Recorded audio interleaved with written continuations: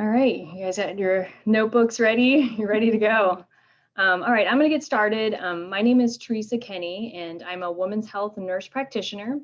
I've been in women's health for over 20 years now. So thank you for joining me. I hope you're going to enjoy this talk. Really, it's going to focus a lot just on what you can do to optimize your own body and your health. And of course, as women, we know hormones are super important to our health. So a lot of this is in some ways simple, it's complicated, but I really hope that you'll take away a lot of practical information that will really help you to get healthier. So I'm going to share my screen here.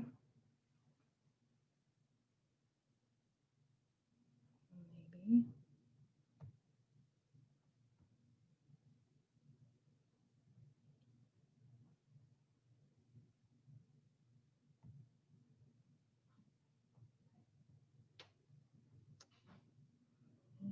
Hold on. It's not working for me.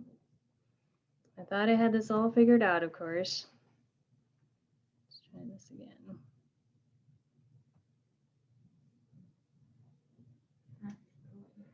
I know, right? Here we go.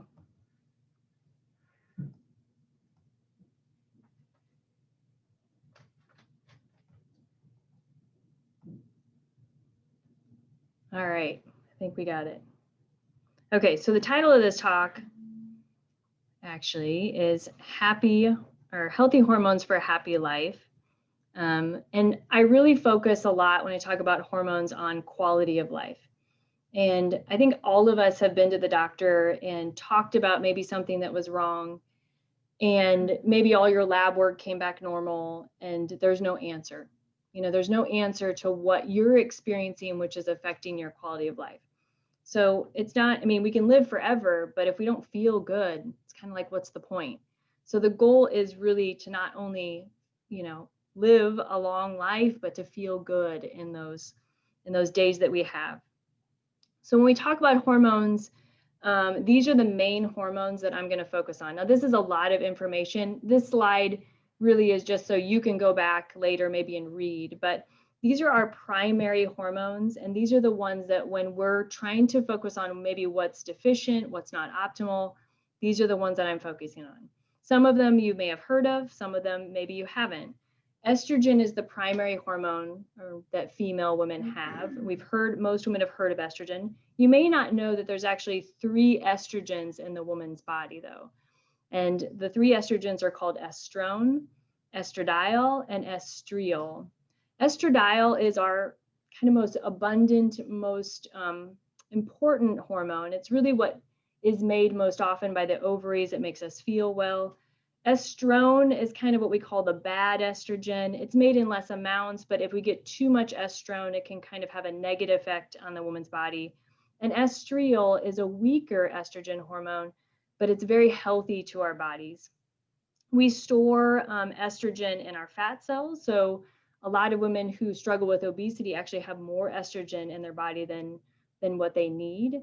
But this balance of estrogen is very important, obviously, and it's a very vital hormone. So I always think estrogen kind of gets a lot of negative press, right? We hear about estrogen and breast cancer, and you hear about estrogen and hormone replacement therapy potentially and the risks of that. So estrogen can get a bad rap, but estrogen is crucial to you feeling like a woman and being beautiful and having beautiful skin and beautiful hair and all of the beautiful things that make us our, feminine design. Estrogen is so powerful in that. Testosterone. We don't always think about testosterone for women. In fact, I would say most women don't even know they make testosterone, but it is a vital hormone in women's body. Obviously, men make more testosterone, a lot more testosterone than women do.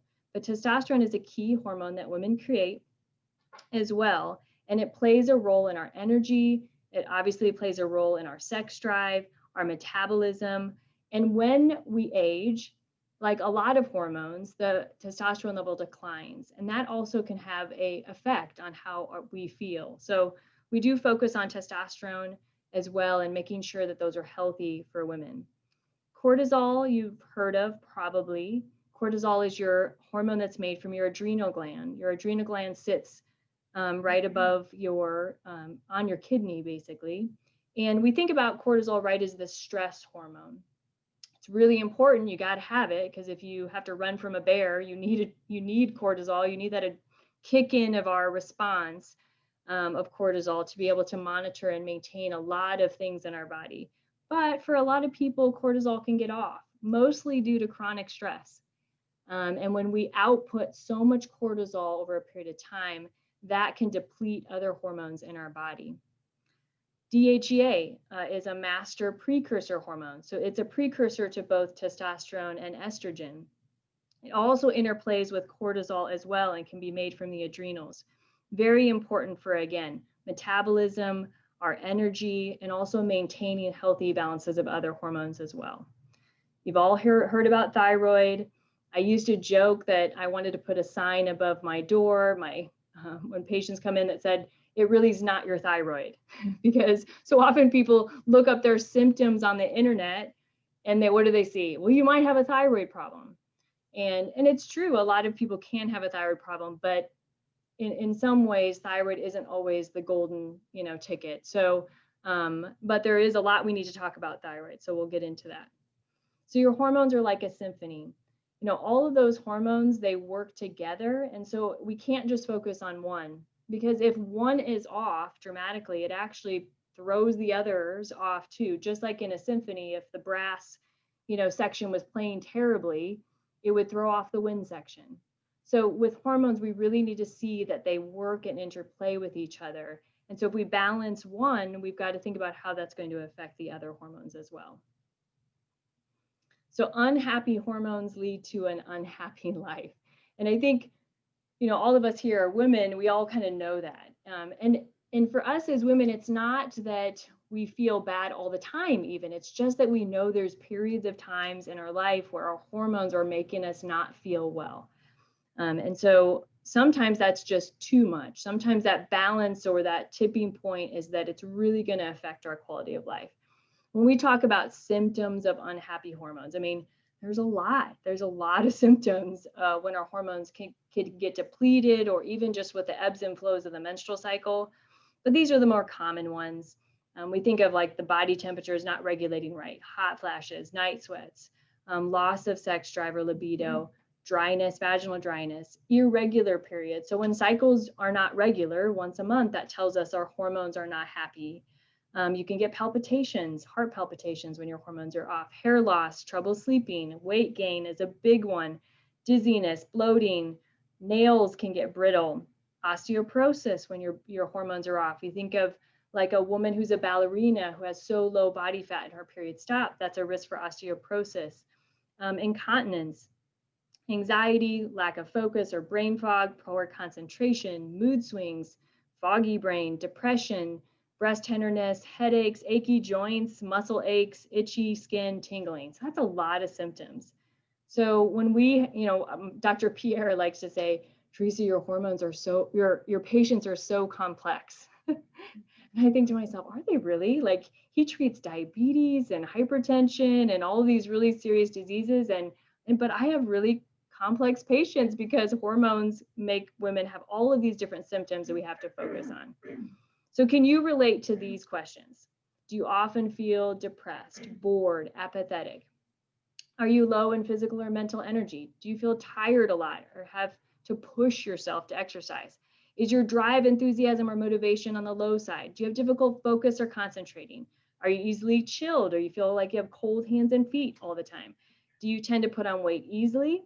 Do you feel the need to get more alert by taking, coffee more often and sugars and diet soda? I think a lot of us can relate to these. Maybe not every day. I think all of us, though, can relate to some of those questions. So how do we support the energy of our hormones, our hormone energy? Well, it's going to go, again, a lot into what we can do just from making choices that are good, healthy life choices on a daily basis. So here's your greatest tips for energy. Stress. And this is so hard, right? Because stress pretty much affects all of us in some way. And I feel like right now, of course, I mean, we almost can't get away from it because we're in this pandemic and, that's creating stress. And then we've got social media telling us to be fearful. There's just so many extra stressors on top of the already stress that most of us have with work and family and balancing everything. So a lot of stress, but stress has a significant impact on hormones. And so as much as I know it's difficult to balance it, it is a major factor in how your body produces hormones. And especially when we talk about cortisol and your adrenal hormones, because again, cortisol, when it gets pumping and we have this chronic stress, it likes to steal from other hormones. So you know when you're really stressed out, you're going to be depleted in other hormones because of that. Your body needs to basically survive. So it's a survival mechanism. So the first thing though, with energy, if you're really, really tired, thyroid is an important place to look.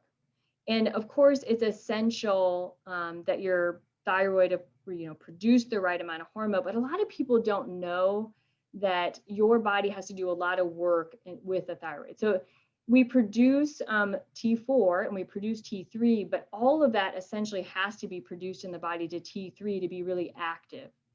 And so there's a lot of conversion and work that the body has to do, and it has to have proper nutrients in order to make that conversion happen. It has to basically, again, be functioning kind of at an optimal hormonal level. And you have to be able to keep the stress down, because actually stress prevents conversion of T4 to T3. And all of us can relate to the fact that our doctors told us that our thyroid was normal, but we know there wasn't a complete panel done. So we don't know what our T4 or our T3 or even extra things like thyroid antibodies are. And it is important to get a thyroid panel that's complete, especially if you're suffering with a lot of these hormonal symptoms, because thyroid can be very under-optimal, even if levels like a TSH look normal. And so we can find a lot more information out by getting a good assessment of that thyroid gland. So, the exercise is super important. And there are a few things like you can do that have that wouldn't have a bigger impact on your health. We know that if you are physically active for just 7 hours a week, that you'll have a 40% lower risk of early death than those who are only active for less than 30 minutes a week. So moving the body is really important. A lot of people talk about steps and getting steps. A minimum of 10,000 steps is a great goal. So if you have something like a phone or a Fitbit that tracks your steps, getting those goals and targets are important. Hydration is super key. And I was talking to a patient earlier today about how hard with this pandemic it is to hydrate, because we're all wearing these masks and you can't get hydration with, it's like almost preventing you from getting the water that you need. There are nutrients that are helpful for energy boost. B12, oftentimes as we get older, we don't get enough B12 in our diets, or because our stomach is necessary for B12 to actually get absorbed. The stomach lining doesn't have enough ability to absorb the B12 as we get older. And so sometimes having that level checked is important, but supplementing it with it is also a good energy boost as well. And my other supplement for energy boost is coenzyme Q10. It's really important to if we think of the powerhouse cell, the mitochondria, it's really important to that pathway to work correctly. And a lot of people actually are deficient in coenzyme Q10 as well. Deep breathing. And then this was just a fun one. If you actually stand in the high power pose, and they've studied this in men, you can raise, a man can raise his testosterone by 20% by just standing in the high power pose. It's an instant kind of boost to the body. And there's been a physical therapist did a whole study on this, on how important standing in the high power poses. We think of the what's that show, The Incredibles. I always think of that guy standing in the high power pose, but actually doing that, it actually instantly makes you feel better. So that's one you can do easily. Get out in the sun and stay out there. I'll talk about the sun more. This is, again, just related to exercise, but this aerobic exercise is so important. They've actually studied patients with dementia, and dementia can decline based on the body's ability to create energy and get it flowing to the brain, basically. So it's really important that there's a clear link between your ability of your brain to function and aerobic exercise. Sleep is another one. So many of us struggle with getting regular, good quality sleep. And we know as women, especially as we get older, sleep even becomes harder because of our hormones changing. Sleep can be more difficult. But regular sleep or having poor sleep has such an impact on the body. It basically creates a state of chronic inflammation, and that leads to brain fog, memory troubles, mood swings, learning difficulties. And it also, research shows that just chronic lack of sleep can even lead to a risk of dementia and Alzheimer's. So how do we, and this is the other thing that's cool about sleep, is that high quality sleep basically clears out toxins. So we don't think about it, but all day, like our body's dealing with all these assaults and toxins from the environment and what we eat and put in it. But the sleep part of our cycle is where toxicity is cleared. And so if we think about that, we think, oh my gosh, if I'm not getting sleep, I'm not clearing out those toxins, especially from the brain. They've seen that like it's our body's ability to kind of clear out stuff in our brain. Then we're losing that ability to, keep that toxin out of our bodies. Low serotonin and other neurotransmitters in the brain, your neurotransmitters basically cannot be healthy in your brain if you're not getting quality sleep. It creates a vicious cycle when you have disrupted sleep. And we all know that because, you can go days and days and you haven't slept well and it's almost harder to sleep. It's like creates this cycle. So here's my supplements for sleep. And I try to only focus on supplements that I really think work. So just know that I'm a balance between true medical and natural. So if I mention a supplement, you know that there's research behind it. So the ones that I like definitely are the ones that have scientific research behind them. I like L-theanine. I also like L-theanine for anxiety as well. But you can use that. Usually the dose is 100 to 200 milligrams, but it causes a decrease in stress and a feeling of relaxation. I'd probably choose magnesium glycinate first over anything because magnesium is such a good thing for the body, and many people, men and women, are deficient in magnesium. And as you take magnesium, it just relaxes the body, and it's also a precursor to serotonin. Melatonin is also amazing. Now, not everybody can tolerate melatonin well, but if you think about melatonin, it is a hormone. And a lot of people have disrupted circadian rhythms with their sleep, and that's because we don't get natural sunlight. So the lights that I'm under right now are very poor. They don't stimulate the natural circadian rhythms of the body. And so when we go to sleep or we get in our beds at night, our bodies struggle to make melatonin, which is supposed to happen naturally. And so actually melatonin can be really effective because it's almost like you have a deficiency in melatonin because our circadian rhythms are imbalanced because of many factors, but the sunlight is one of the biggest things. And so, 1 to 10 milligrams of melatonin is very safe. And actually now they're linking melatonin to supplementation to decrease in cancer. So it'll be exciting to see if that, more research on that as well. Of course, like other things that you can do before bed to prevent poor sleep would just be avoiding sugar with, lots of crappy food, basically popcorn, chips, crackers, anything with a lot of carbohydrates, because your blood sugars really get imbalanced with that. You want to follow that regular sleep schedule by going to bed at the same time, by rising at the same time. Irregular sleep schedules are hard for the body. Do something relaxing, praying, deep breathing. Stretching is all good before bed. Obviously, caffeine can be a difficult, thing to take right before bed. That stimulates the body. Chocolate has caffeine in it. And then, of course, our phones and our computers and devices, probably one of the biggest factors that we all are tempted to kind of do is sit and have our phone with us. And that basically is causing our bodies, again, to prevent the production of melatonin because of the light stimulation that it has in our brain. They say it's better to sleep with a very cool room and a very dark room. So you want to turn down your thermostat at night and to shut all of those blinds and keep the light out as well. You want to get outside, and this again helps your circadian rhythms, but it helps, of course, vitamin D. I talk about vitamin D probably every 10 minutes while I'm here in the clinic because so many people are so deficient in vitamin D, and there's just so many health benefits to making sure that you're not deficient. So sunshine, of course, is great, but I don't think that sunshine is always, the only solution to vitamin D. I test a lot of levels, and even my patients who are out in the sun a lot still can have deficiency. So I do recommend everybody supplement with vitamin D. At least 1,000 to 2,000 IUs daily is going to be kind of a basic need for the body. Just in our climate, everybody's going to need that amount. Hormones and gut health. So you hear a lot about gut health.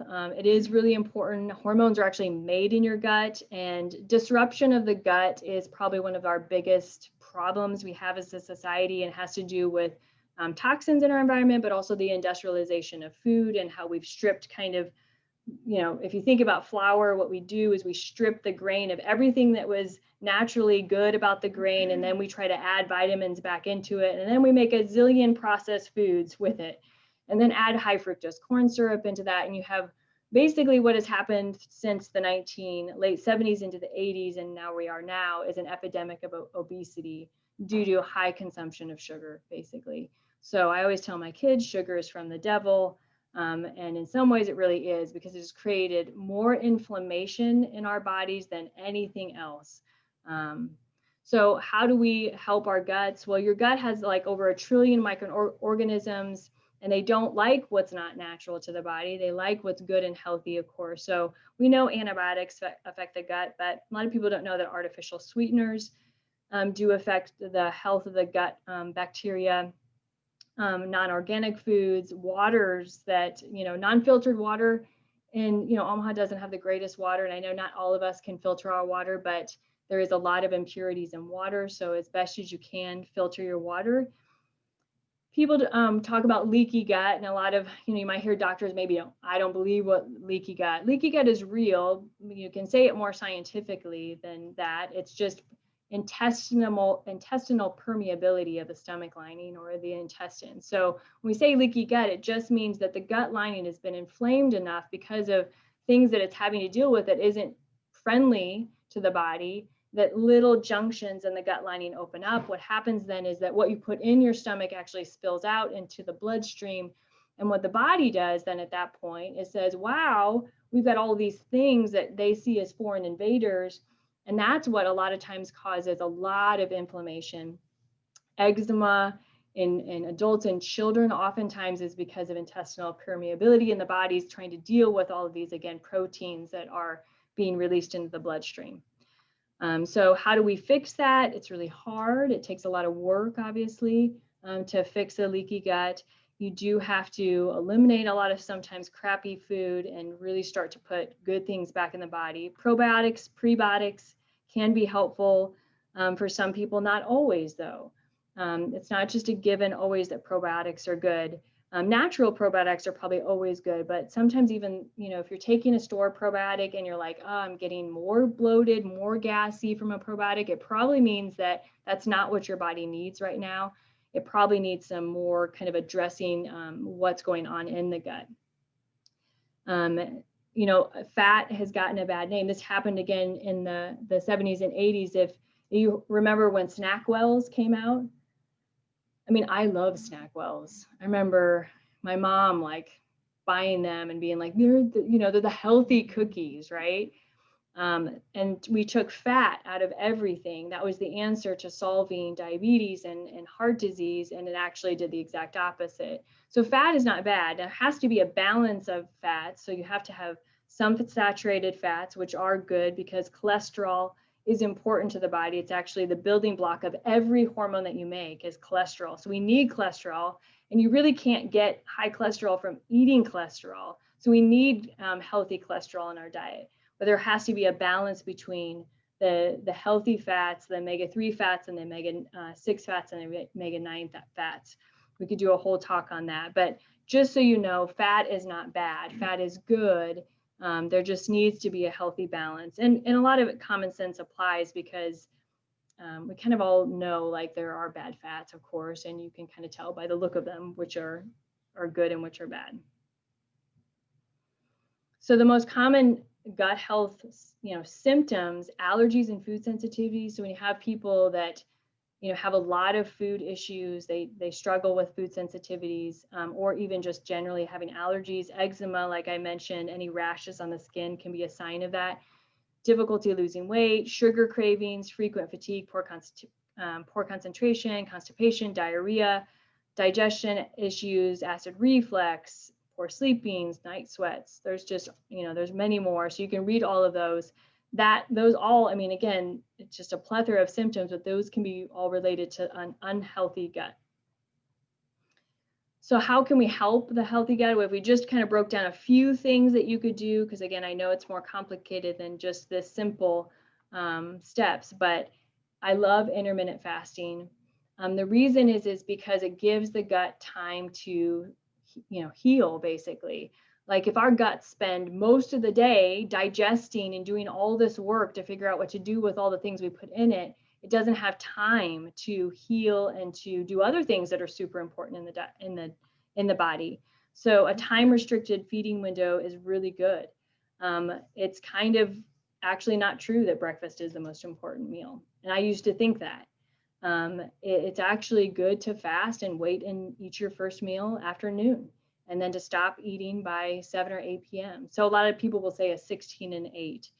And I think that the vast majority of people feel better in their gut when they do that. If anything, their gut just feels dramatically better. So obviously removing sugar and processed foods, adding back healthy fats like avocados, coconut oil, olive oil, all those healthy fats, grapeseed oil.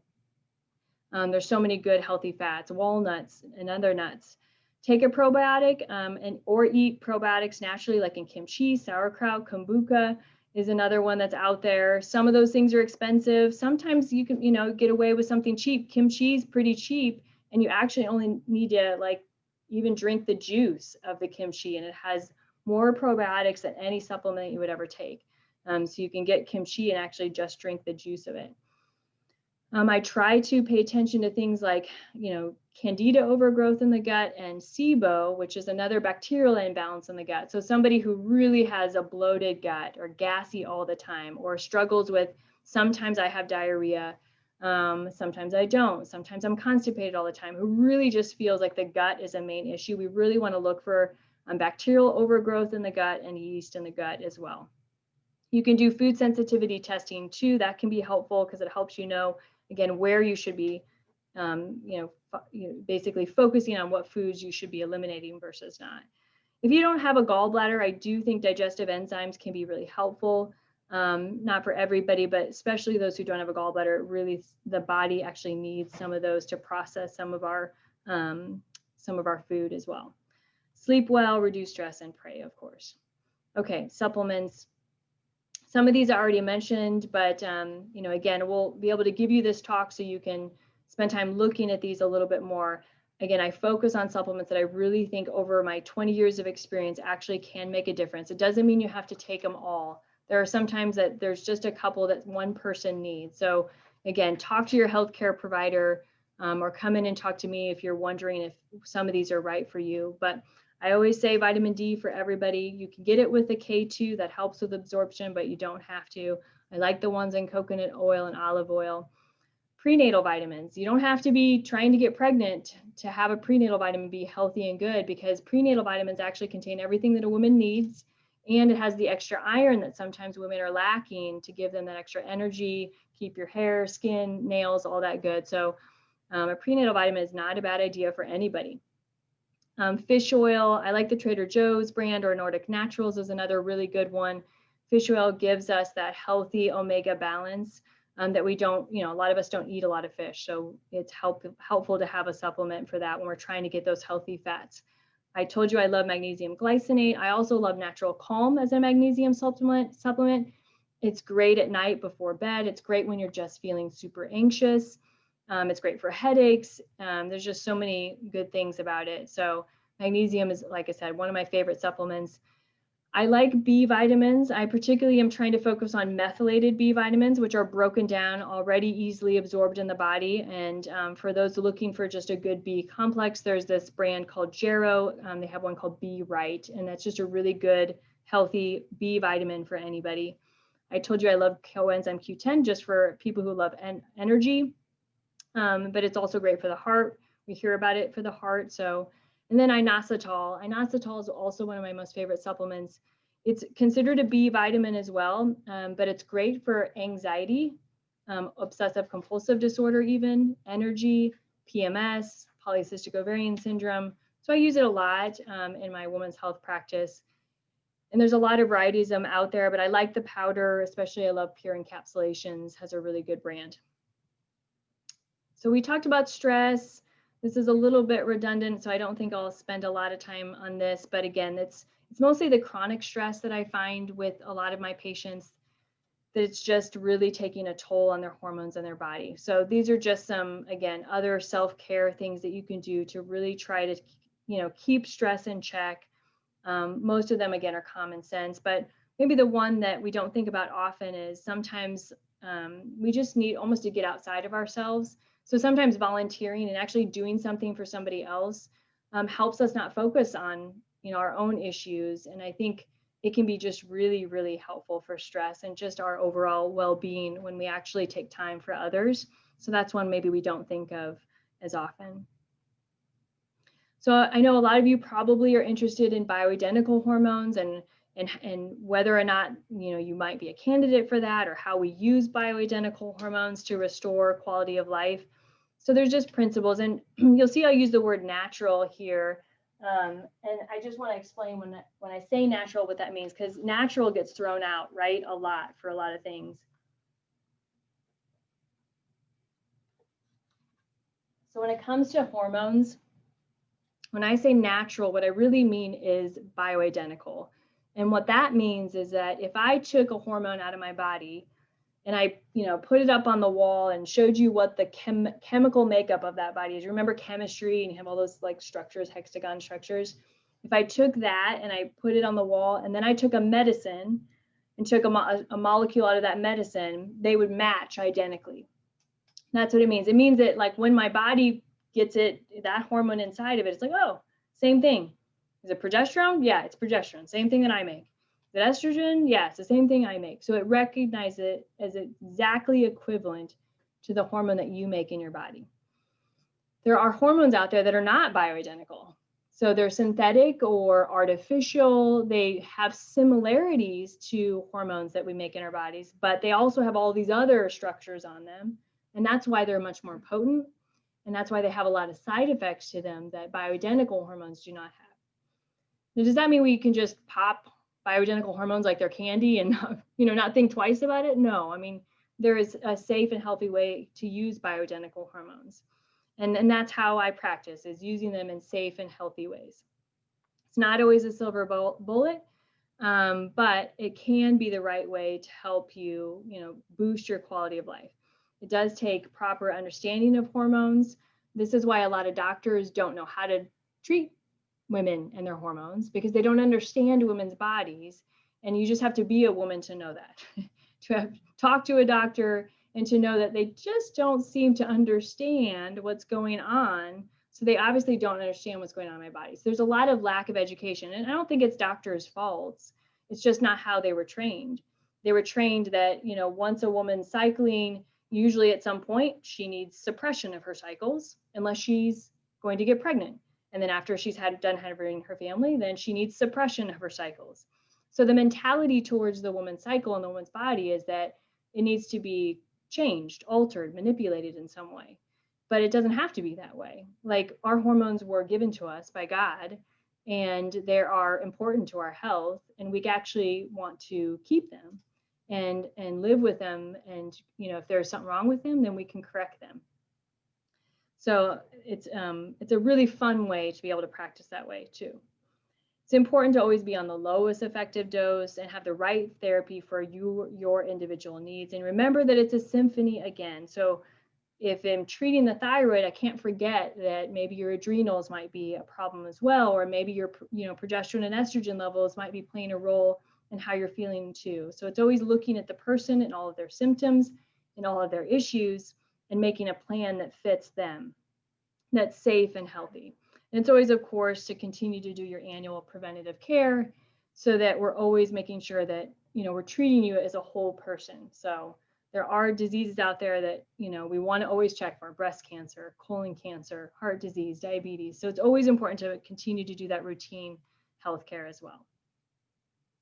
Some of you have heard, maybe it sounds familiar, we are doing Propel therapy. This is a very particular bioidentical hormone therapy. It's not for everybody. It's just another option. So there's a lot of options, and I can't go through all of the different options tonight, but this is just one option that I just wanted to mention because it's a new therapy that we're offering here. But we offer pellet therapy, so might sound a little strange to begin with, but when we talked about that hormone testosterone for women being really important, women can suffer from really low testosterone levels that cause a lot of symptoms, weight gain and loss of energy, loss of muscle mass, just loss of motivation, loss of drive. There's just a lot of symptoms at low testosterone. And testosterone actually happens to be a really safe hormone to use for women and for men.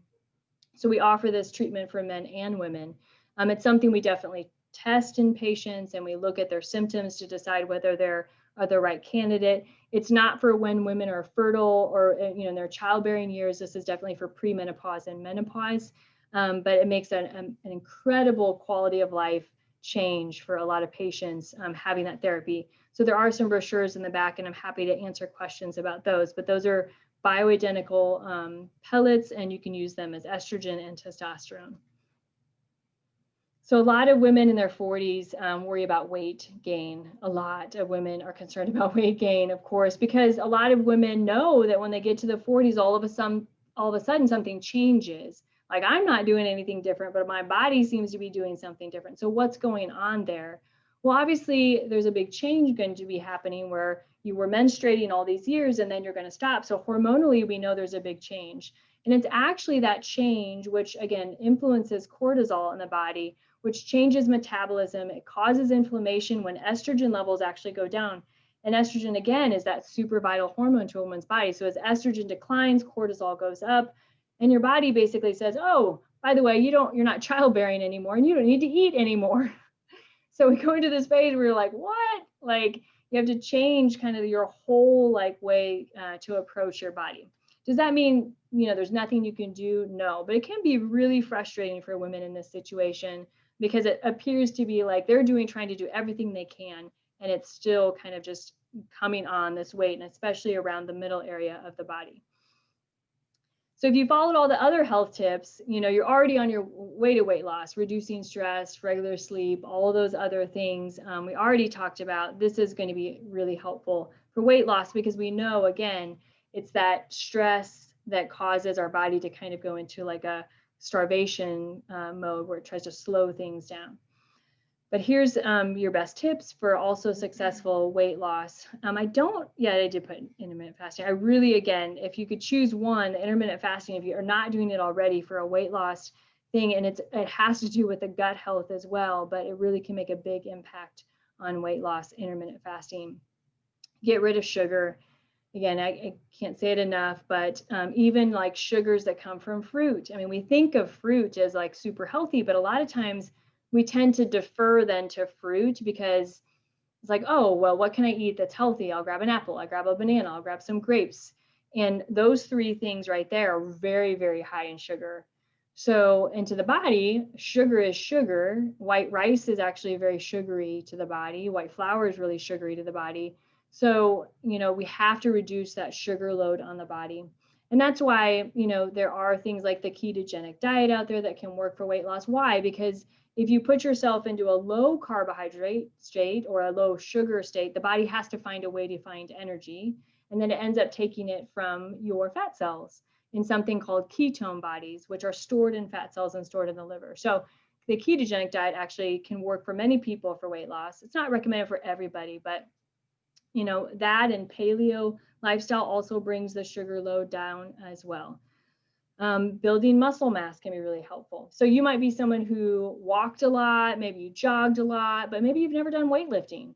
And weightlifting can be a really, important way, especially as we get older, to change our metabolism and change the way our body feels and moves. So weight lifting can be something really important to add. the key is you don't have to be 100% perfect all the time. Sometimes we hear all of these things about diets and we're overwhelmed by everything coming at us. Again, the goal in life is to have a healthy, happy life, but happiness is not being perfect. So if you're doing 80% of the time, doing the thing that whatever it is you're trying to accomplish, you're doing a great job. So you'll still succeed. So again, you've got this in terms of all of these things. I know there's a lot of other things we could talk about with hormones, but that's the end of my slide presentation. So I would love to get some questions if you guys have any about hormones, because this is just a jumping off point, obviously, in terms of kind of information. So anybody got any questions for me? What is the testing process? Yeah, so it depends on kind of where you are at hormonally. So a woman that is in menopause, who's not cycling anymore, her hormonal testing process is going to look different than a woman who's cycling. Because of course, what do we know about a cycling woman? We know her hormones are like a roller coaster, right? Because if you know anything about the cycle, your estrogen levels go really high when you're about to ovulate, they come back down. Then your progesterone levels go high after ovulation, and so does your estrogen, and comes back down before your period. So there's a lot of like a roller coaster effect going on. So if you go to a doctor and they're like, can you draw my hormones? And they just draw it at any given day, it's invaluable information because you don't know where to look on the roller coaster, basically. And then reference ranges for labs also don't train you to look at it that way. So if you're cycling, what we know is that a woman needs to be able to pinpoint her main event in order to get accurate testing. What's your main event in your cycle? It's not your period. A lot of people think the period is the main event, but it's not. Ovulation in the middle of the cycle, wherever it happens, is the main event. And of course, just like a woman has bleeding, which is a sign of what's going on in her body during the menstrual flow, with ovulation, she also has signs. The easiest sign that women, track with their cycle is cervical mucus. They can see mucus.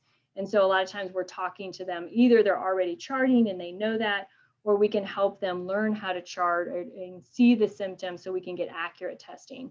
So if we want to test hormones in the cycle, usually you need to come in, at certain points on that roller coaster in that cycle to get accurate, determination of your hormone levels. It's a great question. But if you're in menopause, then you just draw them at any given day.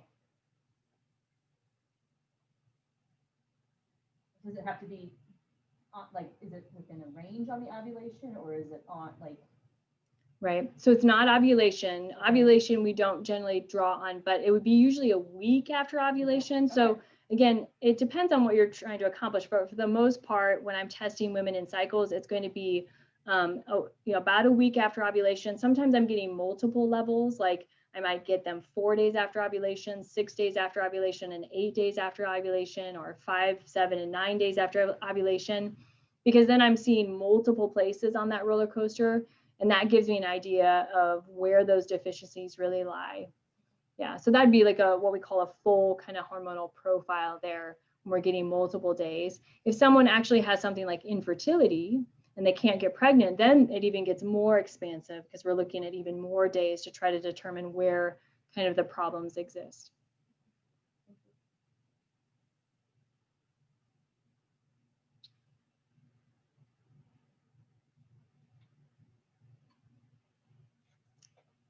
All right, any more questions?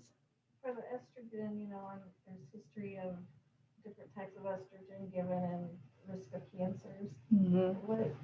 What kind of estrogens do you use, or that's a great question. Yeah, so we definitely always use bioidentical. So that's the safest. Always, if you use any hormone, is to use bioidentical. But with estrogen, we still have to have some level of concern about somebody's risk for any cancer. So with breast cancer and uterine cancer, ovarian cancer, we have to think about whether hormones are the right fit for somebody.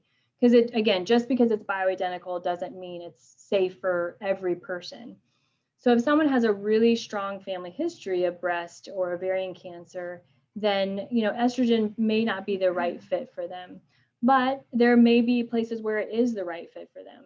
Again, we have to balance what is going on in this particular person's body, and then what are their risk factors, and how do I make a healthy decision for that person. So just because your aunt had breast cancer doesn't mean you can't take estrogen. So it's a conversation that needs to be had with a healthcare provider, and to really understand the differences. In some ways, I feel like for most people, there is a safe way to use any hormone, as long as it's done in an appropriate and healthy way for that person. That's not across the board, but I do think most people can. And again, when I think of quality of life, most women would rather live a happy life than suffer for years and years and years, just because, again, they're worried about a family history down the road. But it is definitely something to take into consideration. The other thing is that, again, you might hear on the media hormone replacement, bad, right? We've heard a lot of that. And that was because of a study that was done, I believe, in 2010, 2011, called the Women's Health Initiative. And although it did show an increased risk of breast cancer, that wasn't the main point or main finding of the study. First of all, the increased risk of breast cancer was in patients that took artificial hormones, not the bioidentical kind. So that was one factor that needed to be kind of fleshed out. The other, factor was that these women that they put on hormones were actually women that had been in menopause for quite a while. Most of the time, it's most appropriate, if we can start hormones, is to start them right as women are going into menopause, from the ages of 50 to 55. That's kind of the healthiest place or safest place to start them. Not that you couldn't start them at another time, but that is. These women were a little bit older. Some of them had cardiovascular events in this study. And that's what actually stopped the study, is the cardiovascular events. But again, it was from a synthetic hormone, that they were given that caused these. And some of these women had underlying risk factors. So when we look at everything, the women that actually took the bioidentical hormones did not have an increased risk of breast cancer. In fact, I think they found that it was decreased. So it was one of those things that the media really played hard on in terms of fearing everybody. And then doctors stopped prescribing hormones completely, almost, after that study came out, which was really to a detriment in women's health, because so many women actually not only suffered from lack of quality of life, because hormones are so important for some women for quality of life, but when we think about heart health, bone health, brain health, especially those three things, hormones actually can contribute significantly to the betterment of those things. And so, you kind of know common sense. Like I always say, no woman wants to be a grape and shrivel into a raisin quickly. So there's the common sense thought that, aging isn't necessarily a good thing. We lose our hormones and those things change. It's not like the process that we want to happen. Is it natural? Maybe, but evolutionary wise, we live a lot longer than we did, 200 years ago. So things have changed dramatically in terms of how long we live. So we have to look at those things too. But like I said, for women, there is always a safe way. And all the research on the bioidentical hormones are showing that these hormones are not increasing the risk of any cancer. We've got a lot bigger problems with other synthetic hormones, like I said, out there that are being ingested by a lot younger women, which is a huge problem too.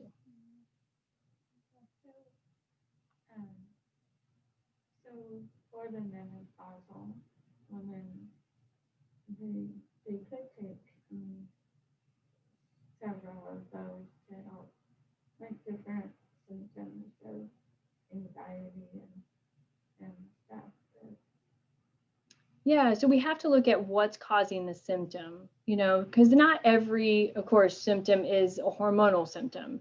So we have to make sure, is this symptom being caused by a hormone issue, or is it being caused by something else? So you have to look at those factors, and again, age and, other risk factors and all of those things, and determining whether it's appropriate for one person versus not.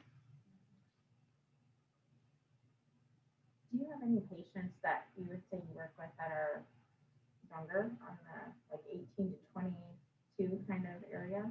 Oh yeah, I work with patients from 12 to 13 all the way through menopause. Okay. So yeah, in some ways this feels a little bit like a talk for the more premenopausal, right? Yeah, but we could do a whole different talk on younger women. Okay. And number one, the podcast is great for that reason, because it really addresses so many things that women need to know as a young woman about their cycle, and how to figure out, well, how do I know what's normal and abnormal? There's a whole podcast on that as well.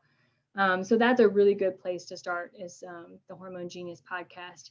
But other than that, yes, you've got a young woman that's got cramps. You've got a young woman with irregular cycles, PMS, ovarian cysts, all of that. I have 20 years experience, and not in 20 years have I ever felt inclined in any way to need to prescribe the pill for anything. And then that says a lot, because the pill is used to treat everything in OBGYN care, right? That you can walk into. I don't, now there may be patients who choose to go on those things, and that's their choice. But if someone wants an alternative to birth control, there is one. A lot of women don't know that, but there is lots of alternatives to using the pill for any woman's health issue. And again, if our hormones are what God gave us, why would we put a blanket over them or suppress them for 10 to 20 years? It doesn't really make any sense. And I think women intuitively know that, but they also don't know sometimes what else they're supposed to do. So absolutely, yes. Well, thank you for all coming. I appreciate it. And I'll stay for a little bit afterwards. If you have any other questions, I'm happy to answer them.